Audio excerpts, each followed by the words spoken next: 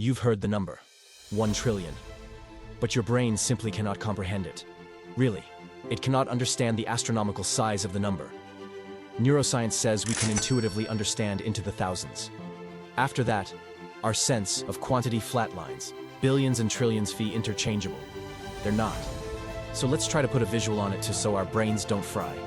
If you counted one number per second, it would take 31,688 years to reach 1 trillion, or longer than recorded human civilization. If you spent $1 million every single day starting the day Jesus was born, you still wouldn't hit 1 trillion today. Let that sink in.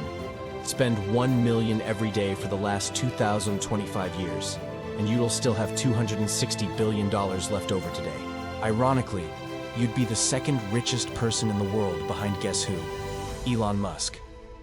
He is the reason behind this video, as the Tesla shareholders just approved his $1 trillion, or I guess technically 878 billion pay package, the details of which I'll go over on another video. Another way to look at this is that this pay package, for one person, is enough to fund America's entire Supplemental Nutrition Assistance Program, or more commonly known as just SNAP, which feeds 41 million people. Not only that, but it could cover 7 to 8 years, as it costs about $120 billion a year.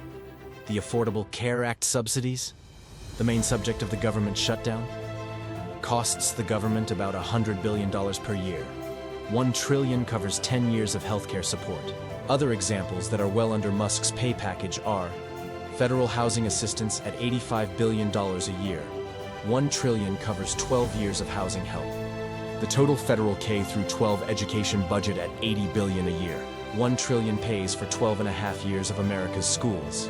The National Science Foundation, the birthplace of GPS, Google, and countless breakthroughs, gets $9 billion a year. 1 trillion would fund 108 years of scientific innovation. Even NASA, at $25 billion a year, could run for nearly 40 years on $1 trillion. So is this justified? Well, 75% of Tesla shareholders think so. And for those shareholders, it may be worth it. But I'm asking the bigger question. Does one human deserve that much wealth when the wild card that brought him this extreme wealth is something called luck? As Mark Cuban recently said in an interview for the Big Ten Network. But a billionaire? Right. That's luck. I don't care who you are. If you say it's not luck, you're lying your ass off. Billionaires need to acknowledge this, and especially the richest man in the world, that though hard work, creativity, and determination can make you very wealthy, luck is the reason behind every billionaire with a B. Again, our brains will throw around these numbers like they're similar. Billionaire is in a different world than a millionaire, just like a trillion is to a billion. Think of it this way. If every second represents 1 million, then it takes 16 minutes to reach a billion, and 11.5 days to reach a trillion. So again, we've got no problem with millionaires. It is the billionaires that simply should not exist in a just world, where so many are born into circumstances that make it impossible to thrive no matter how hard you try. Ask artificial intelligence what luck's role is in your life, and here's what it said. It's the invisible river underneath human life that turns tiny ripples into tsunamis. Birthplace, parents, health, teachers, encounters, trends. The decade you were born. Most of life's starting conditions are pure luck, neither chosen nor deserved. If the billionaires just acknowledged this fact, I think there would be many less yachts like Bezos's where they had to dismantle a bridge to let it pass. Price tag, $500 million. Island purchases like Larry Ellison's Hawaiian island that supposedly requires enough energy to run a small nation.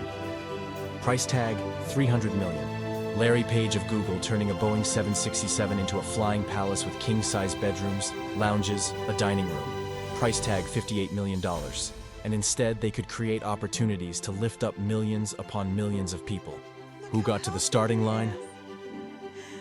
Miles behind everyone else at birth. This is life by the numbers.